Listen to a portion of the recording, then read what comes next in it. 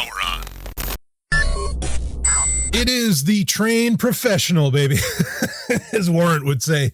The man of tomorrow, Savzu, the rated R radio star, the man who always wears triple black. What other names do we have here? Dragonaut 1, that's one I haven't used in a while. You know, when we live in a world, oh, there's a name, the best in the world. I get called that often enough. Woo, and I'm happy to live up to that, baby.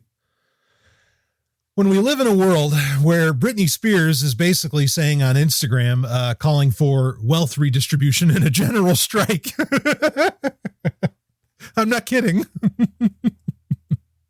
I mean, it was kind of not a retweet, what a regram, is that what you call those? Anyway, whatever. When we live in a world like that, boy, these are, as you'll hear me say at the opening of what I'm about to share with you, these are interesting times. And what I'm doing here, what you're getting is a public release of something that is normally behind a paywall, something that is normally, you have to be a member of the Zomia 1 Underground, which of course you can find at zomia1.com. Look on the right-hand side and you can sign up for as little as $2 a month, or you can do more. But as little as $2 a month, and you get instant access to thousands of hours of content and new content every week, including what you're getting shared here openly, which is a Q&A. I do a weekly Q&A on that.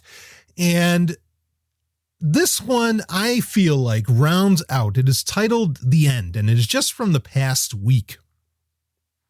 I feel like this rounds out the conversation that we've had over the past couple episodes of Sovereign Tech and basically turns it into a trilogy around COVID-19, around that entire conversation. And so to round that out, and so that I can, well, as much as possible, move on to other subjects, because I see no reason to continue to talk about this over and over and over again. To continue building and being the future, we will move on from that. But to round it all out, and by request of Sovereign Tech supporters, okay, Zomia 1 Underground members, they wanted this to be available public. And so as they request, so I shall do. And here it is for all of you to be able to listen to. Now, sometimes when I've done this, I call this a taste of Q&A. And at other times when I've done this, I will edit it down to where, basically only the great conversation that I want you to hear, because I put these out there publicly, usually to implore you, to tease you, to seduce you into becoming Zomia 1 Underground members yourselves. Usually I will edit them down and just put in what I consider to be like the really relevant or great conversation, to again, hopefully entice you. But this whole episode kind of runs, a river runs through it. And so I'll just let it all out there, even the album of the week, which I know people will often enjoy. I will leave that in this as well, and basically let the episode ride itself out. Okay. I will not come back with further commentary or new commentary at the end, because you are getting a little bit of a exclusive intro here.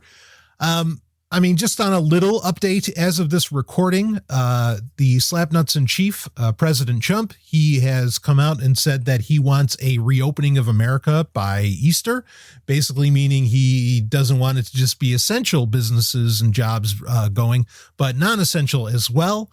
By Easter, he's obviously taking a lot of heat for that online. Of course, online does not reflect in any way, shape, or form dare I say, the everyday American, if I wanted to use that lingo. So this is interesting to see where this will all go. I mean, frankly, once there's no more shutdowns or anything like that, I do kind of wonder just how much, how much people are really going to care about the news, of COVID-19 overall. But while we're here, and I think there's certainly a lot of takeaways as far as COVID-19 goes. And you'll kind of hear me say this in this Q&A that I'm releasing to you publicly. And what you'll hear me sort of say is that coming out of this, I hope that there is a reassessment of what it means to be a person in the modern world and what the good life is in the modern world. And that ultimately, I mean, any deaths or death that happens because of this is an absolute tragedy. And I mean that from the bottom of my heart. Okay. But ultimately, perhaps a lot of good can come out of this, because there's a lot of people who, regardless of where, of what severity they are taking this whole situation with, they may be changing the way that they engage the world. They might decide to increase their savings. They might decide to get into cryptocurrencies. They might decide to even do something as simple as have a bug out bag.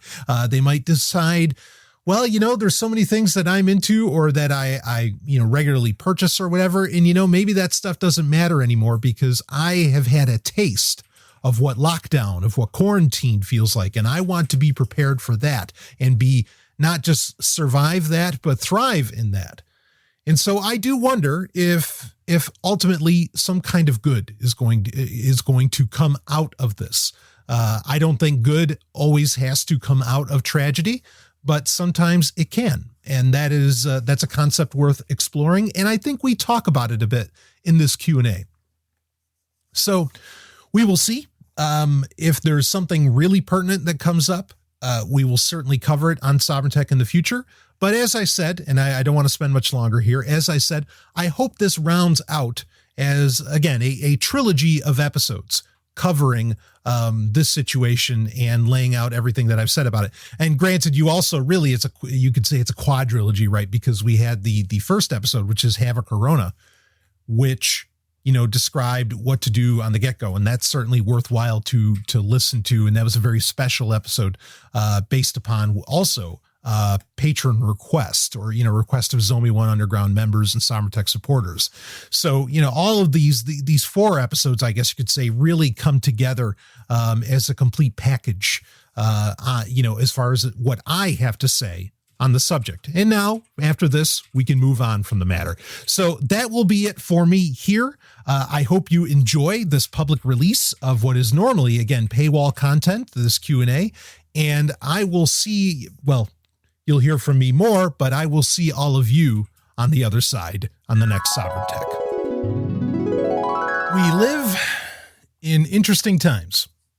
Of course, I think there's some old Chinese proverb that's kind of funny, I guess, in a way that it's Chinese, but there's an old Chinese proverb, or dare I say blessing, something along those lines, that says, may you live in interesting times. And we certainly have them. Of course, when aren't times interesting, really? I mean, I dare say there's always something interesting going on somewhere, somehow, even in your life, even the most bored person, if they just looked around, there's something interesting.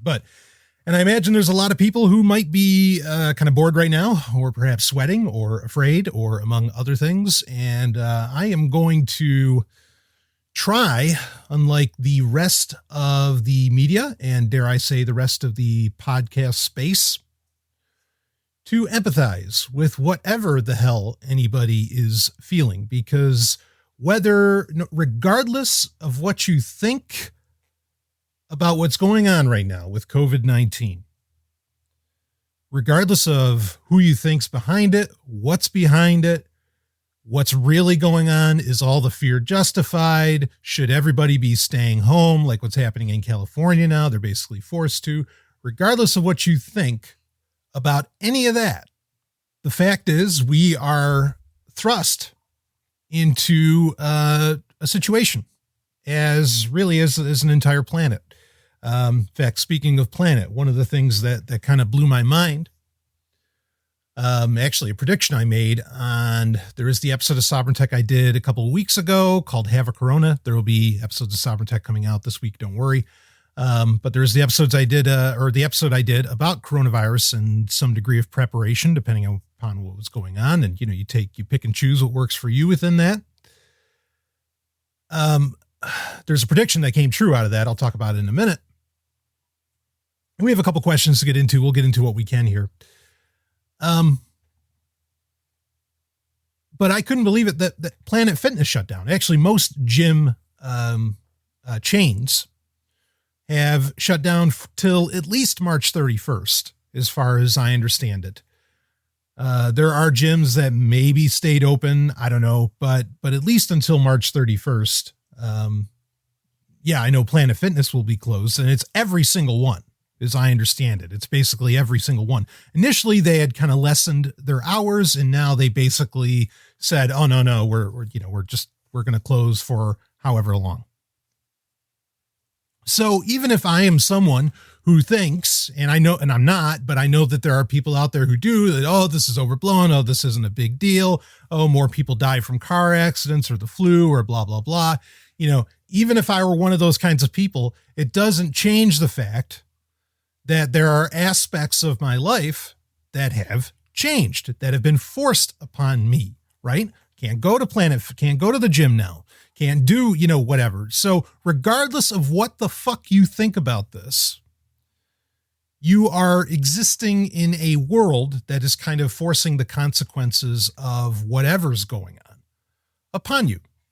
Now, when I get asked, and believe me, I've been asked a lot, and one of the questions has to do with it. When I get asked about COVID-19, I mean, I literally have people, that I work with, people who, I mean, we're talking, there's people who are, CEOs or whatever. I mean, that ask me these questions and everything. And, well, what do you think's going on, Stallion? I mean, they'll ask me.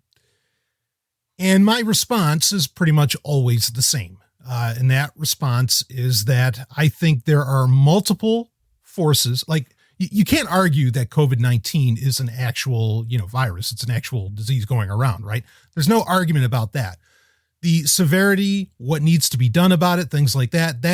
I think maybe that's where people get into arguments about the whole thing. But regardless, it's a real thing. Okay. Regardless of, I don't want to say vertical, but I guess regardless of severity, it's a real thing. And I tell people this, which I think is, I dare say it's unquestionable, that there are multiple forces taking advantage of this. That doesn't mean that everybody's doing something. I mean, and this speaks to, I think, I don't know, was it a Q&A last where I talked about this? I don't really recall. Or maybe it was in that episode, Have a Corona of Sovereign Tech. But I mean, my opinion of what's going on has not changed at all. Okay. But bottom line, yeah, I think that there are multiple forces, taking real advantage of this.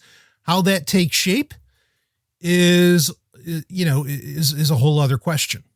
Okay. Like as in, cause, and I know this will surprise you, but I mean, I've literally heard from people who you wouldn't expect it from them, right? Because whatever, they're doing well in life. Okay. And let's understand this. There are whole industries. There are industries that are absolutely getting hit by this. And in fact, not just hit, but tanking, right? Now market's going back up, Bitcoin price went down below 5, I think. And now it's back up well above 6. I mean, it's kind of fluctuating and most cryptocurrencies are doing well again. Of course, they often ride the coattails of Bitcoin, so it's not a surprise, whatever. There are absolutely, and please, I know that some of my listeners, I know some of you work in these industries. And I said at the top, I'm here to empathize with all of you because everybody's having to engage this in different ways. Okay. I have listeners who are immunocompromised. I have listeners who don't give a shit. I have all kinds. I hear you. Okay. I am not here to insult anyone other than people that won't wash their hands, but I would have insulted you before you before coronavirus was a thing. All right. But I know I have listeners who are in the travel or, the service industry overall, restaurant industry, and so on. And you are probably, unless you're like Domino's Pizza, which there's a part of me that's just like, man, Domino's just ain't quitting. Like, they just keep on delivering, baby. Which is a remarkable thing. I'm not saying I feel that way, like that's necessarily a good thing. It's just, you look at it and you go, wow, because then, you turn around and you look at GameStop, GameStop claims to be an essential operation, an essential industry that has to be open. No, you don't, motherfucker. In fact, you're not just not essential. You're also inconsequential, and you have been for almost an entire generation of consoles. So go shit yourself. But whatever. Anyway, But I know that the restaurant business, travel industry and so on, and then all of the industries outside of that, right? They have all been hit, but then there are whole other aspects of this economy that, yeah, I mean, maybe they've dropped, their profit margins might have dropped quite a bit, but they're riding right along. And I've heard from CEOs where they've said, yeah, as long as if it's only a couple weeks that a lot of this goes this way, then, it's not going to hurt us at all. You have people who say, well, but we won't have a vaccine for 18 months. So this could go on for 18 months, or this could go on till the summer. And that's when things start to get scary.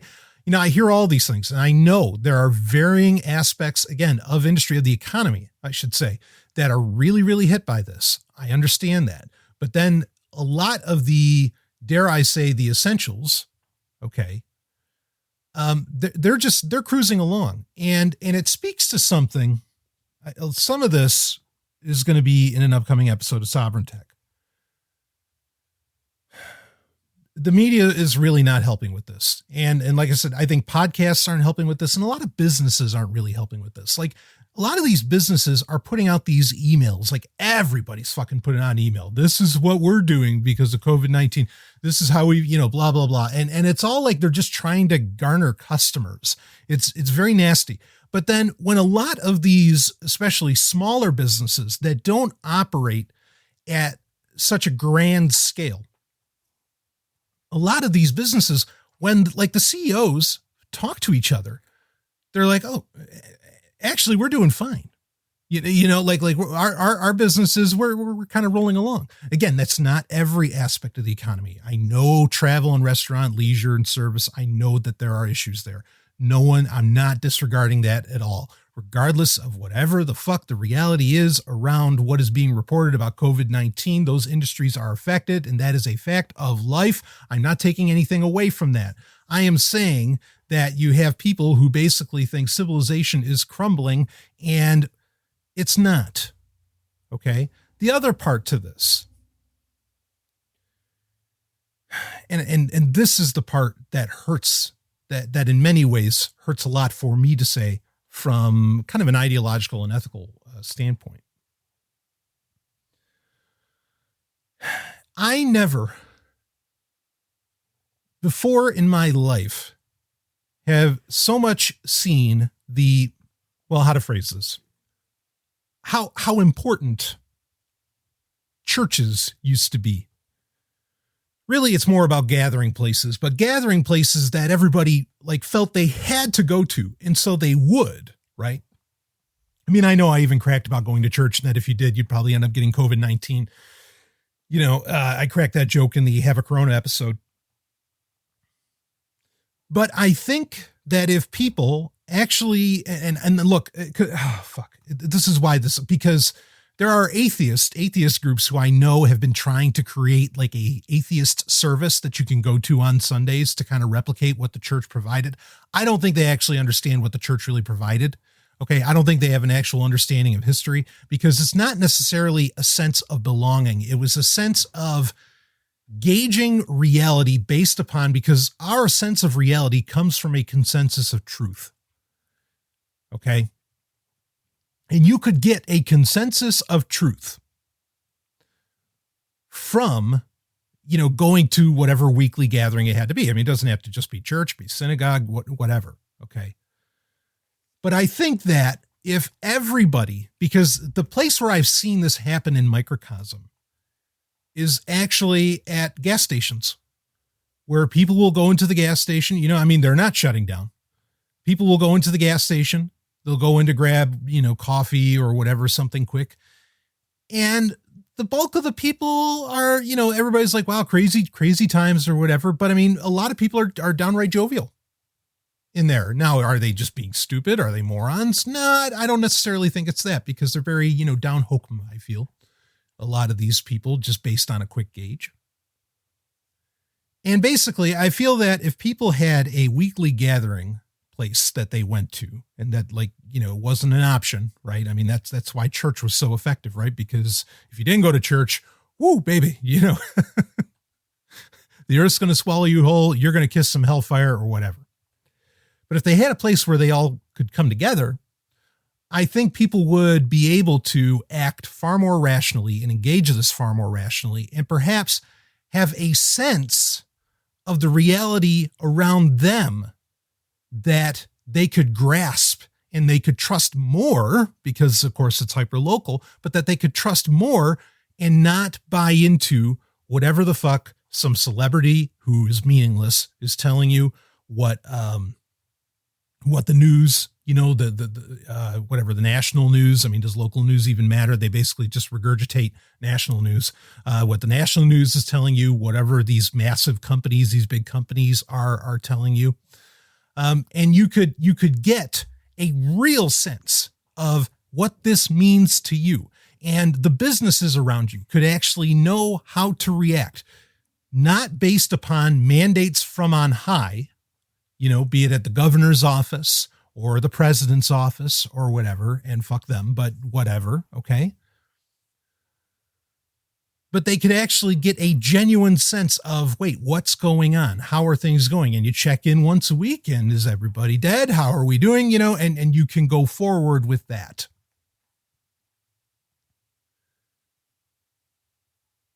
I don't want to, unlike a lot of businesses, a lot of companies, governments, and authoritarian structures, I don't want to take advantage of the situation. And it's not just authoritarian structures.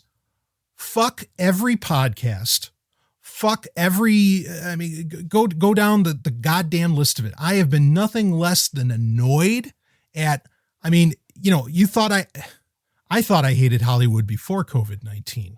Now I really hate Hollywood. And basically there's not an actor, director, whatever in the bunch that I have any fucking respect for, except for the ones that have just sat back and kept their mouths shut, because what they have to say means nothing. Means absolutely nothing. No one asked them what they think. They just think they have some kind of power or some kind of responsibility to do good, and they're doing the exact opposite. Gal Gadot singing Imagine by John Lennon is the most, Imagine No Property, gal. That is the most insulting fucking thing one of the most insulting things I've seen in my life. It's ridiculous. But anyway, so online, everybody kind of feels like, speaking to that, everybody kind of feels like they're all in this together, and most people are wanting to communicate online and all this stuff. And all that's very piss poor, because again, how do you gather information online for what's going on? If you're stuck in your home and you're just gathering information online, you're getting it from national news, which doesn't say really anything to what's going on for you in your area and how you should react or how you should prepare. Okay.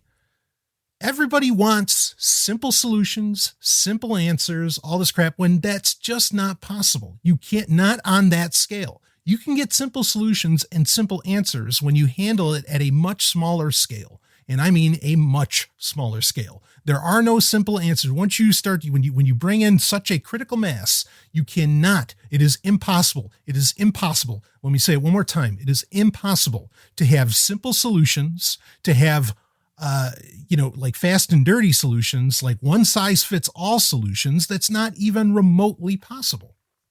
It's just not.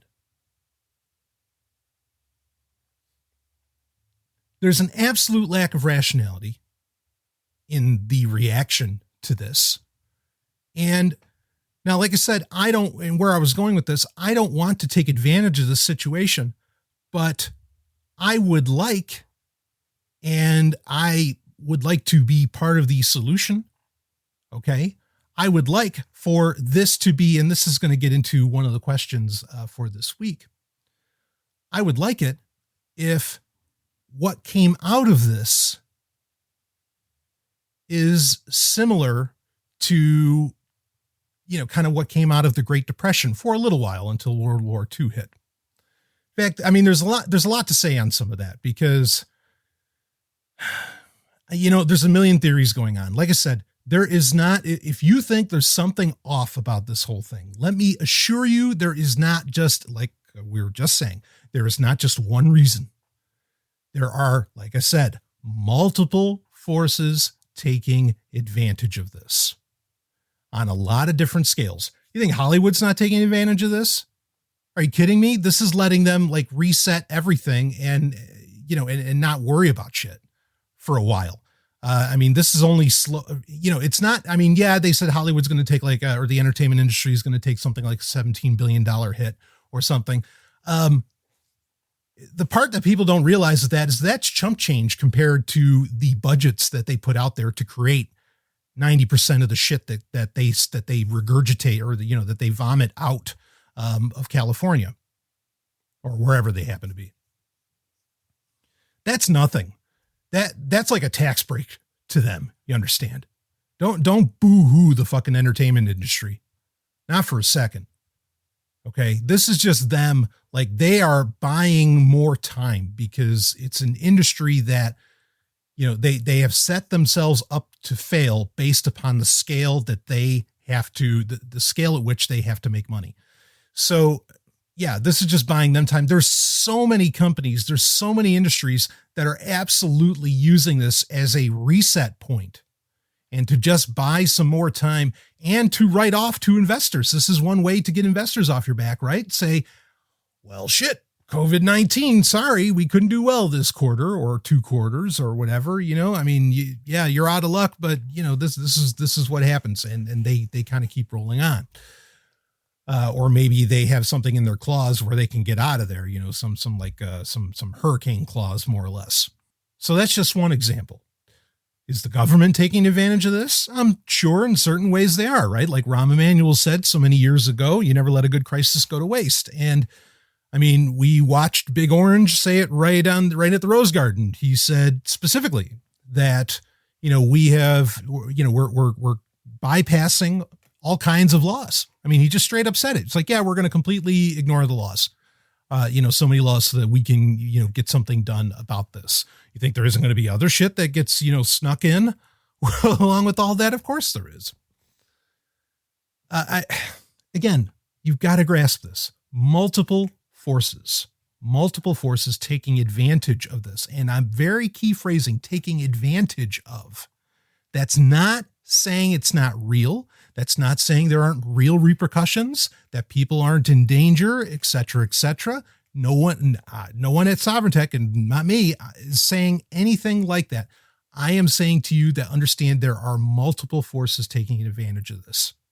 And the first step to thinking rationally about it is accepting that first and not looking for one big bad evil to be behind this, or for, one big bad, and dare I say bad, one big bad solution, okay, to all of this. This kind of thing, projections I've heard, this sort of thing is going to be happening like every 3 years.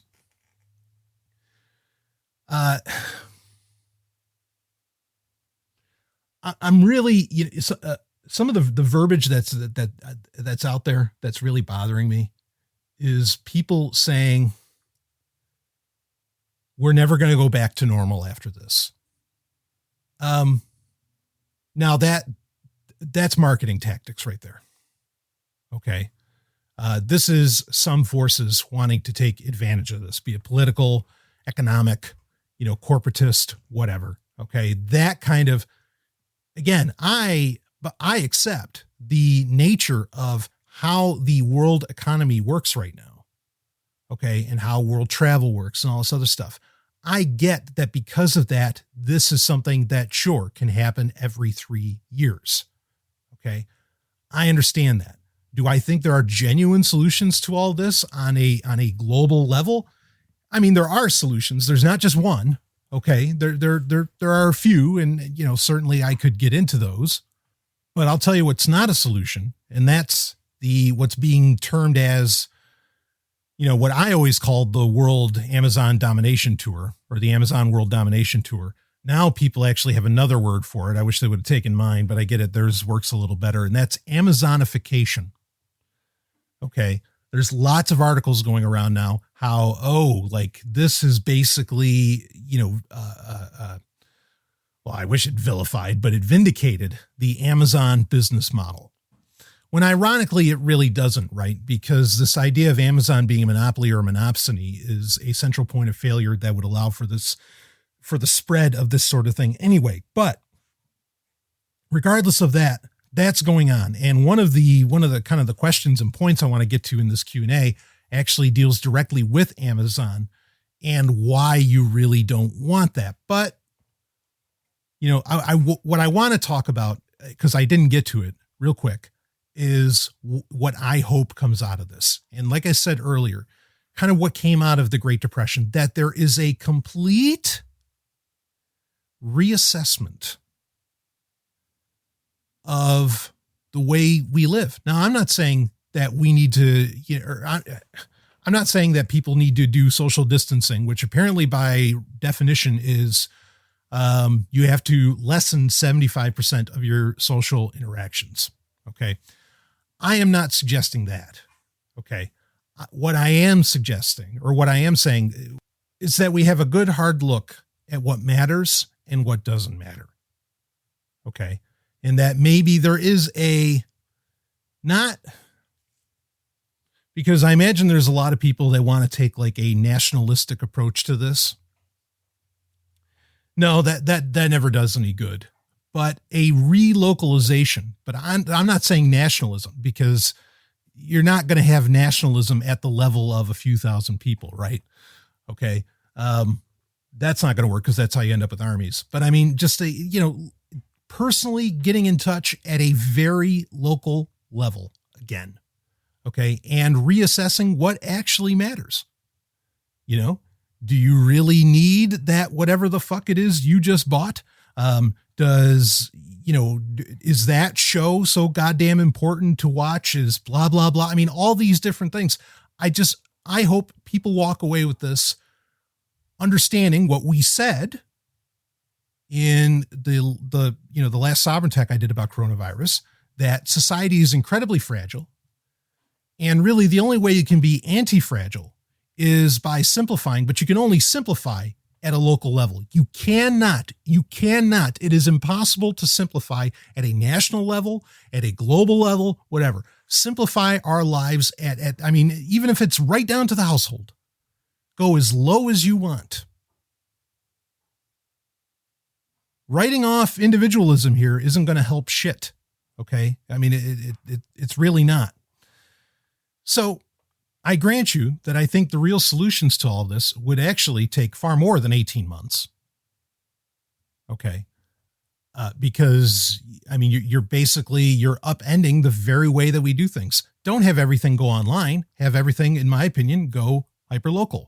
Create a biodiversity within even the global economy, which there hasn't been that in forever. I mean, you know that just from the money supply, right? Or not the money supply, but like the amount of, this is something I used to bring up when I would speak at conferences.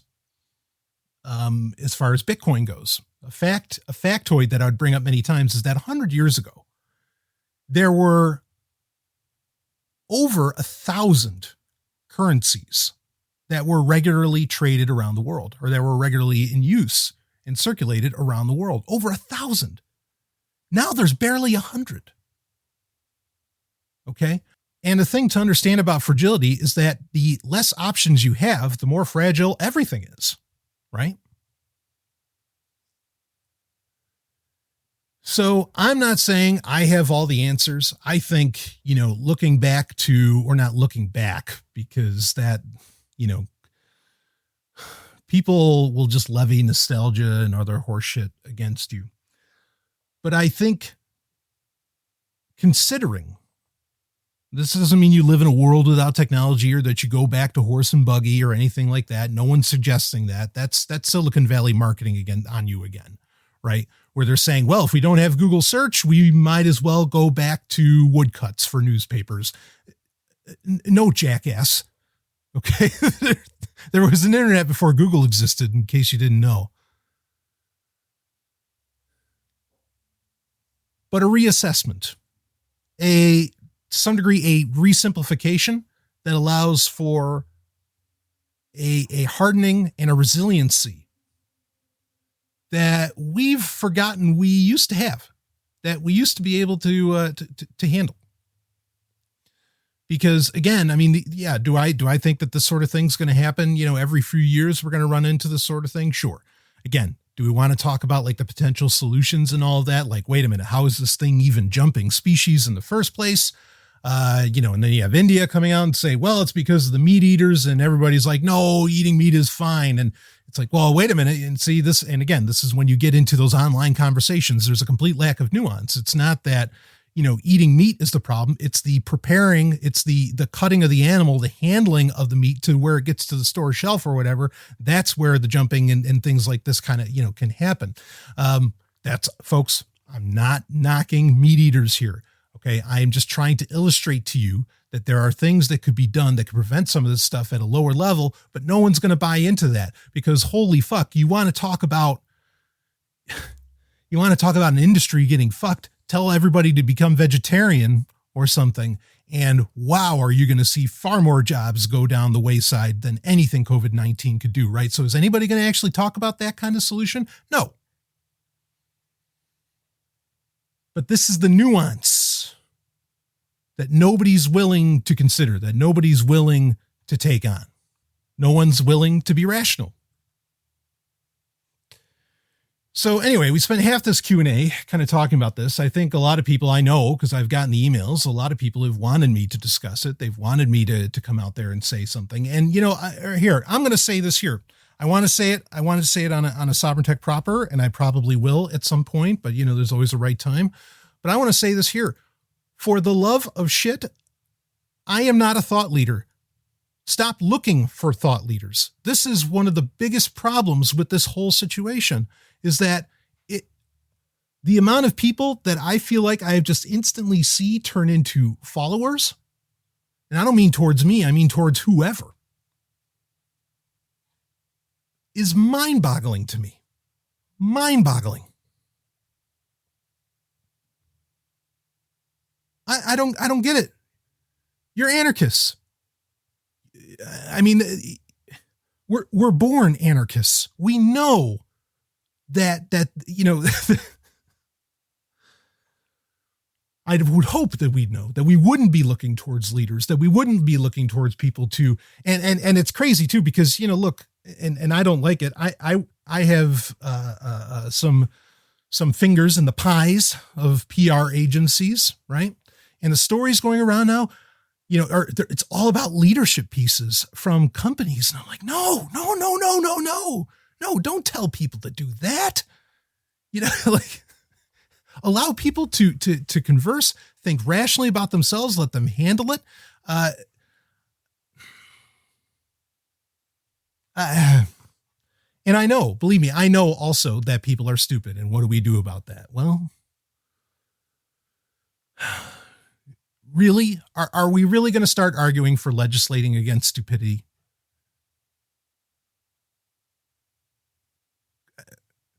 And if you think so, if you think that we need to start legislating against stupidity, I mean, you can make the argument to me.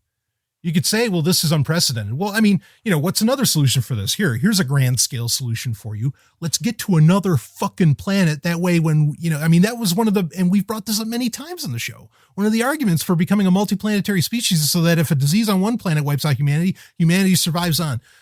Okay. Well, let's fucking get to it. Is anybody talking about that? No. It should be doubling down on that conversation right now. Okay, fine. We have to,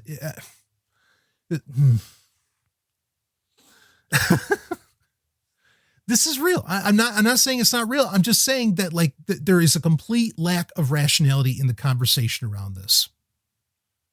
Complete lack. Okay.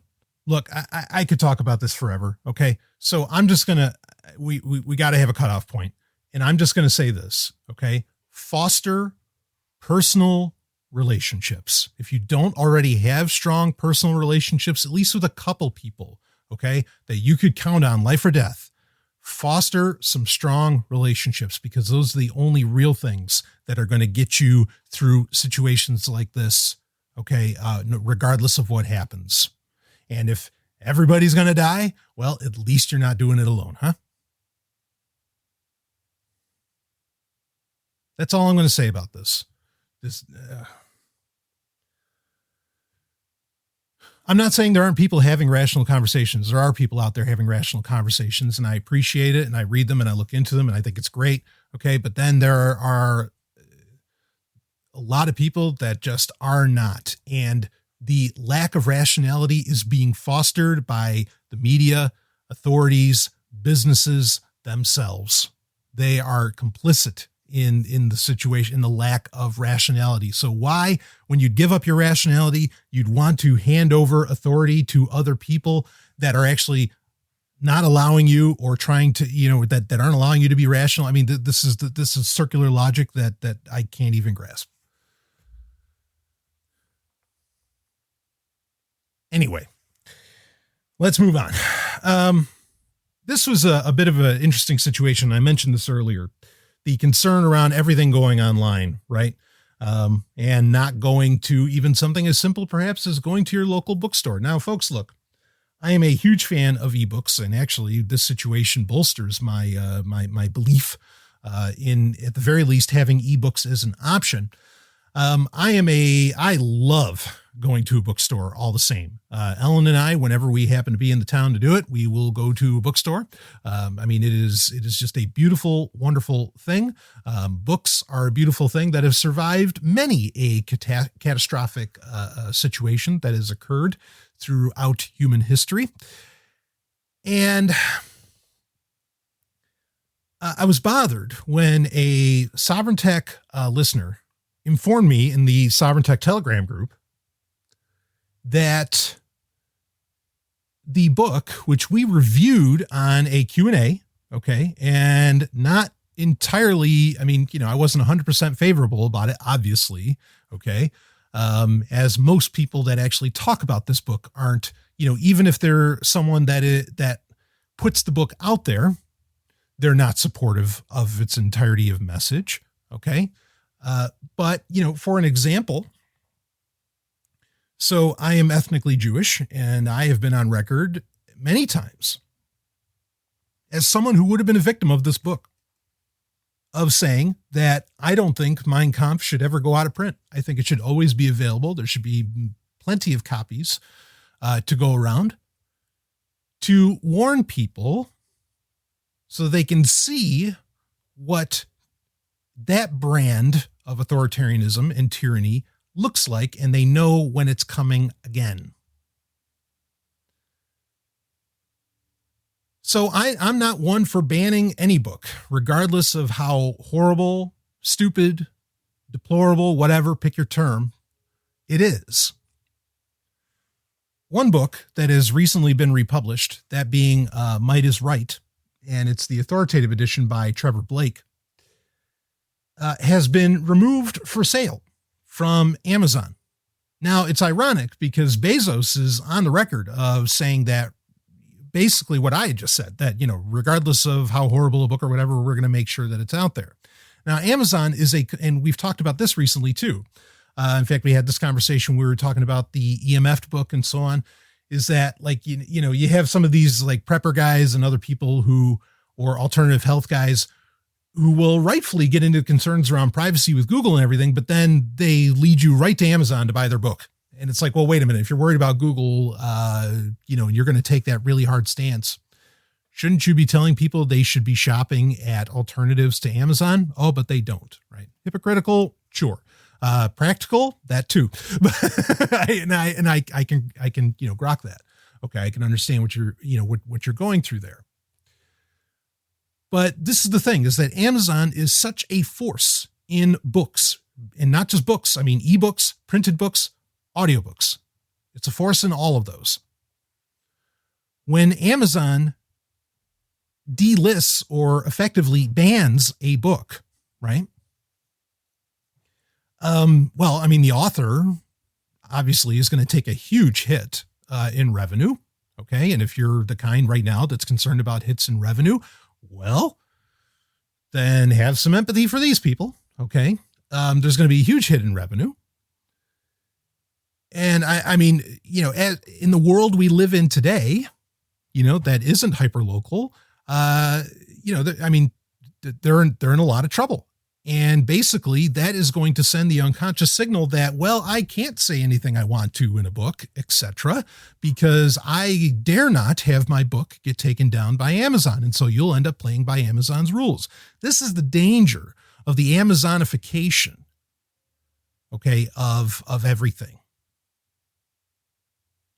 Because you create a central point of control over what can get sold, what can, I mean, and you know, something that's interesting. I mean, I know there's some companies that have fortunately, like they've foundationally set themselves up so that they can survive without Amazon. But we already have the reports that Amazon has stopped order lists from other companies, you know, that they stock, that Amazon stocks its own shelves effectively, you know, its warehouses with. But they have stopped as of like a couple of weeks ago now. They have stopped sending out order shipments. Like I said, there's some companies who fortunately they already have like a direct to consumer relationship where they can survive past that. But a lot of companies have become reliant upon that order from Amazon that comes in every week. And now they're fucked. And the irony is that it's fucking with businesses and entrepreneurs. But then you've got everybody now saying, well, we better order fucking everything on Amazon. You know, and look, I order online too. I mean, fortunately, you know, I've been coming along slowly to trying to buy more and more off of Amazon. But this is the danger of this happening. So the book, I don't even think I said what the book was, or maybe I did, but it was, yeah, Might is Right by, of course, Ragnar Redbeard. Now we know who Ragnar Redbeard is, etc. But anyway, Trevor Blake ended up getting the book taken down. Of course, it was done through Underworld Amusements, blah, blah, blah. This is bad. Okay. This is really, really bad. But then also understand this is why, because you could say, well, this is speaking out against ebooks. No, this is why I buy rare books or books that aren't available electronically, and I get them professionally scanned. And they, you know, it's in PDF, which almost every device on the fucking planet can read a PDF, and it's available, you know, in the most widespread format possible, no DRM, whatever. And I put them out there, and, you know, whoever wants them and wants them for free, I don't give a shit. Take them, have them, just make sure they are out there and that Amazon can't fucking shut them down. There are other situations that happen too. I think, actually the same listener, informed me that, just a brilliant guy. He informed me that, the Unique in Its Property, the book by Max Stirner, which, boy, that book is certainly needed now. The Unique in Its Property which was the newest translation by Wolfie Landstreicher. That the company that publishes that, like they've more or less gone out of business. Again, I've got an ebook that I had made of it, and, you know, people can have it, whatever, and put it out there. I mean, when you consider, you know, kind of what many people consider the disaster scenarios we're in right now, we got to do, you know, it's good to be a librarian, right? It's good to want to preserve knowledge when you're dealing with these kinds of situations, because the more knowledge you have and that you apply it with wisdom, you know, which becomes wisdom, then the more rationally you can engage any situation. So, you know, trying to preserve knowledge and art is a fine and dandy thing. So it makes us who we are. But Amazon would rather have control and say, yeah, no, we're not going to let this book out there. And that's a problem, because even a book like Might is Right, I could, if you wanted to, you could put it up there with, and I think we're going to learn more about, now that we know who the author of that is, I think maybe we can shine a better light on what the fuck was being said in Might is Right. Because it's like when we reviewed it, I mean, it's a very contradictory book. It doesn't make a whole ton of sense. Regardless, those kinds of books, you know, if you're concerned about what's in Might is Right, well, you better hope that it stays in publication. That way you can look out for it, right? And you know the language that you're concerned about. And when somebody utters said language, okay, you can take action upon it early. Banning books doesn't work. I mean, it's the same thing. It's the same with everything. Banning YouTube channels and YouTube videos, even though I have no real sympathy for the people that it happens to in a very real, I mean, more or less, because that doesn't even like cost anything. I mean, printing a book like Might is Right, I mean, that, you know, there's production costs in that. Regardless, banning you, you know, just because somebody's fucking extreme on YouTube or whatever. No. Have them out there.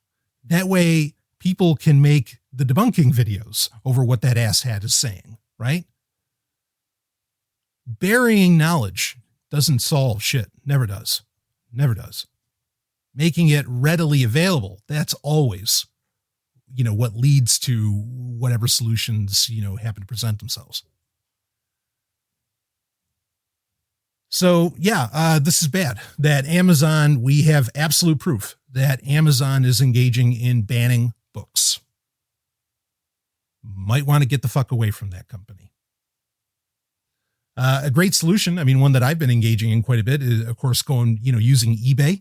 eBay has, in many ways, it's certainly not the same animal that it was when I was growing up. eBay has in many ways just become a retail store, but then at the same time, it's also become a great place to get your hands on things that really, when Amazon doesn't have it. In fact, Amazon's in such a situation right now, planned or not, where I can get stuff shipped faster from eBay than I can from Amazon.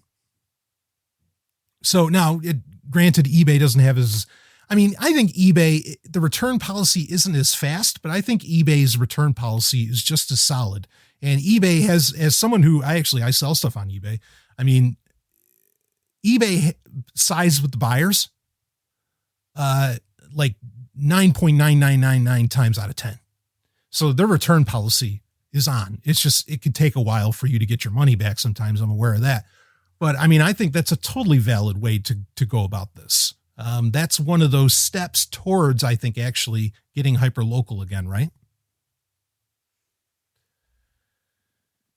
So anyway, oh boy. Yeah. So Amazon, no. Don't buy into the Amazonification that everybody's talking about. For fuck's sake, don't. I got a question here that has to do with COVID-19.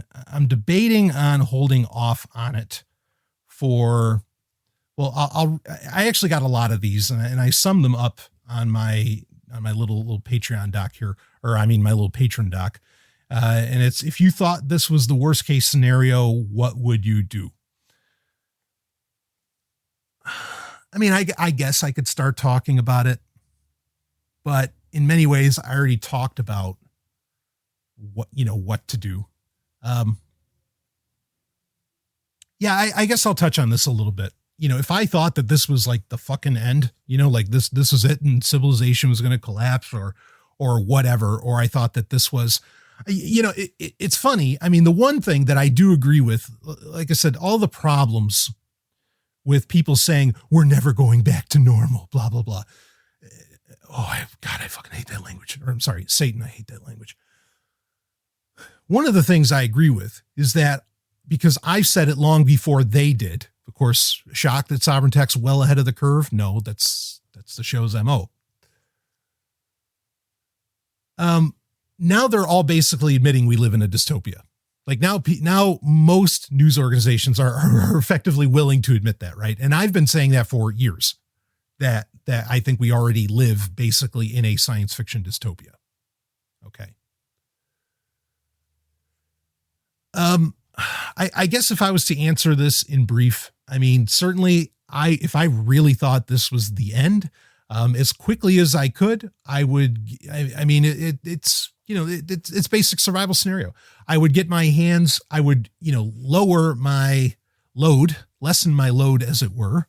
Okay. And that doesn't mean I'd come everywhere.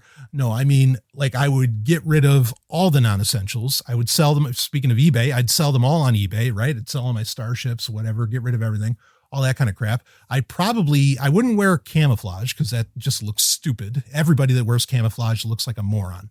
And you could take that statement right to the bank. In fact, earlier I told you there was a prediction. There was where I said where I would start to take this, pretty seriously, is when the banks would start to shut down and cut their hours and all this other stuff. That absolutely happened. So yeah, I get it. Anyway, if you don't think this is going to be used for some Jubilee style debt cancellation, by big businesses and whatever else, so you better believe it's going to happen. Anyway, yeah, I would try to convert everything into currency as much as I can. Currency, and then really, like, I'd probably end up, like I said, everybody that wears camo looks like an absolute idiot and positively ridiculous. And I would spare no expense to, laugh or, I spare no chance, I should say, to laugh at people that do that. And I do it in public. Like I've seen guys at the gym and I'll just kind of like walk by chuckling, when they're wearing camo and everything. But that's not to say that more utilitarian, even though I don't like utilitarianism as a philosophy, but, just in a more abstract, more utilitarian clothing and everything. Yeah, I'd probably be getting into wearing that and just, having a mindset, which is where all solutions come from. Ultimately, having a mindset of, that basically I am like in dystopian occupied territory. Like that's basically how I would be thinking. And that doesn't mean that I wouldn't be, that I'd be constantly unhappy or something. No, actually you might find that when you have so much less shit that you'll be exceptionally happy because of that. And a lot less worries to engage, again, dystopia or the end, for whatever reasons. And I would just, spend my time connecting more with people, talking with people. Books are still a great and wonderful thing, and would be reading quite a bit and just trying to be as knowledgeable and, kind of live up to that, almost that Robert Heinlein quote where he says, specialization is for ants, and, a human being should be able to start a fire and do all this other crap.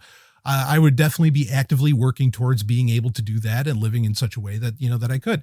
Is everybody able to do that sort of thing? Of course not. We all have different capabilities, tolerances, and I say this with absolute respect, handicaps, amongst other things, and I'm not knocking anybody for that. That's how we are. We're born different. But, maximizing my ability on that. And I'd be, living a very leave no trace, kind of as little footprint as possible lifestyle as I could. Would I have a bunch of cryptocurrency? Sure. Because if any currency is going to survive, it'll be that. Look, folks. Okay. And look, if you want to invest in gold and all this other stuff, fine and dandy. Okay. Speaking of classic talks I used to give at conferences, I used to give a talk called "Is Bitcoin More Real Than Gold?" If civilization collapsed tomorrow, I hope that when or if it re-arises, okay, that it is not based upon the value of something being pretty, okay, that it is not based around gold. So the idea, okay, that somehow, I better, have all the gold that I can and blah, blah, blah. Look, that's fine. And I understand why it makes the world go around in a very real way that we live in right now. But if everything's going to collapse, I hope it doesn't come back with gold as somehow some kind of, backing for it. Okay. Like if we're going to actually grow up from all this stuff, I hope we grow beyond that. And that's getting into a much larger conversation, but let's call it, folks. If it gets that bad to where everything's shut down, right? I don't think gold's going to do you any good. In fact, we already saw, which granted it wasn't actually a shortage. It was just panic buying. We already saw what I've said for many years on Sovereign Tech. And that is the one thing you do want to invest in is toilet paper. Of course, you don't want to do it in a way that wherever you buying it, keeps everybody else from having it, because really, come on, you can only shit yourself so much. But that panic buying, that was fucking depressing. Watching people beat each other up over trying to get their hands on toilet paper. Folks, there's plenty of toilet paper. Okay. It might not be down the street, but there's plenty of it out there. Stop. Oh man. That again, lack of rationality. And do I expect the government to be able to solve that? No. So yeah, having a good supply, you've done some long-term, you want to do some long-term investing, do some long-term investing in toilet paper. And then, maybe you could even, if you want to, you could engage in some trade. Here's some toilet paper. I'll take, a new plow and, maybe some of that chewing tobacco over there. I don't know. You know what I mean? I'd say we're going back to the Oregon Trail or something, but, yeah, you get my point. but that's what I would do. If I thought it was like the end, okay, I would be doing some of which I talked about in the Have a Corona episode, where you just live well beneath your means. Again, leave no trace, little footprint, have very anti-fragile technologies at my disposal, have hardy stuff, and make myself even hardier as much as I could possibly do. And that's it. Like there's no grand secrets to all this other stuff. Everything else that people tell you to do is that they're just selling you something. Okay. And that's why I made it abundantly clear in that episode that I was making no money off of any of the recommendations that I made, because I have, at the instant that becomes a part of it, you start to lose a lot of the, solutions that everybody can do and that aren't reliant upon things outside of your control. So anyway, don't want to end this off on a sour note. Actually, it's still kind of a sour note, but it is a note because I want to end this with our album of the week, as we often do, because the music industry doesn't seem to have stopped. Even though I was really disappointed, I was actually really happy that Pearl Jam canceled their tour. I was like, well, okay, I guess that's one silver lining to this whole COVID-19 thing. That guy's voice, those sound waves from that idiot, don't have to travel throughout the world, and that's good. But then I just saw that Pearl Jam actually came out with an album today, so whatever. But that's not stopping anything. Of course, nobody buys albums anymore, so it wasn't going to take a hit anyway. But that is not my recommendation. My recommendation, it's actually not a recommendation. There's one really good song on it, and the album overall is pretty good. But it was actually pretty disappointing. And this is a album that came out by one of my favorite bands, which is Lordi, and it's Lordi. And they came out with an album called Killection. Now, here's the thing with this album. Okay. It's designed and really, I think this is just kind of, and I hate to say this because I think they're a great band and I think they're very, very creative and they write just tremendous music most of the time. I think that this is some degree of creative laziness because what they said they wanted to do is they wanted to make an album that sounded like it came out of like the 1970s. Okay. But it sounded like a greatest hits compilation. Well, it kind of sounds like it came out of the 70s, but as far as it being any kind of greatest hits compilation, it definitely didn't land like that because the only good song on here is actually co-written by Paul Stanley, of course, of Kiss, my favorite band. And it's called Like a Bee to the Honey. It's a great song. I really like it. Very smooth, very, very sexy little metal song. The rest of the album though, there's like a funny story going on throughout it with like this radio DJ. And I kind of dig that, but I don't know what they were going for. I know what they say they were going for with this album, but again, it didn't really land that way. I was very unimpressed, especially when their last album was that Sexorcism was one of their best. So I was really disappointed by this. I was surprised actually at how banal I really felt that it was. I didn't dig it that much. So anyway, Killection by Lordi. You can check it out. That Like a Bee to the Honey song was actually really, like I said, I like that a lot, but the rest of it, it's okay, but it's just, it doesn't hit the high strides of, Hard Rock Hallelujah or Could You Love a Monster Man? Or even Let's Go Slaughter He-Man, probably my favorite song by them. It wasn't at those levels. So anyway, check it out if you want. Killection by Lordi. If you're stuck at home, go for it. I've worked from home for years, so that part hasn't been a major change for me. I have gotten some questions of how to work from home and all this stuff, and maybe I could get into that in somewhat future Q&As if this is something that's really going to end up being more long-term. But anyway, stay safe out there, folks. Okay. That's what I'm going to say on this. Stay safe. And any podcaster that claims to like have all the answers or that just be careful. Okay. What you're listening to and what you're reading. Because like I say, there are multiple forces wanting to take advantage of the situation. I have no interest in taking advantage of the situation. Okay. In fact, if anything, you're going to see soon, I'm doing quite the opposite. And just guard your mind as much as your body right now. Okay. That'll be it for this Q&A. Episodes of Sovereign Tech to come out over the next few days. And I did say plural. I will see all of you on the other side.